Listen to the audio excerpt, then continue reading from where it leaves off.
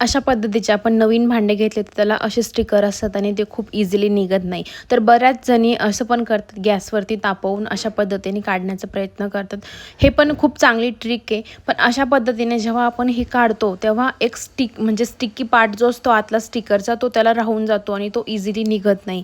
तर हा राहिलेला स्टिकी पार्ट आपण सोपने घासा किंवा डिशवॉशर कोणत्याही लिक्विडने निघत नाही. तर त्यासाठी काय करायचं, आपण जी पितांबरी आपण यूज करतो ना भांड्यांना क्लीन करण्यासाठी, ती पितांबरी घ्यायची आणि त्या पितांबरीने ते त्याच्यावरती टाकायचं आणि थोडं स्क्रबरने घासायचं. आता थोडंसं वेळ लागतो घासायला, कारण की खूप स्टिकी पार्ट असतो त्यामुळं थोडंसं आपल्याला घासायला लागतं. पण घासल्यानंतर खूप छान पद्धतीने हे निघून जातं. तर मी तरी नेहमी अशाच पद्धतीने क्लीन जर तुमच्याकडे यापेक्षाही चांगली टिप असेल हे क्लीन करण्याचा तर प्लीज मला कमेंट करून सांगा. आणि माझी ही ट्रिक तुम्हाला कशी वाटली ते पण कमेंट करून सांगा. थँक्यू व्हिडिओ शेवटपर्यंत पाहिल्याबद्दल.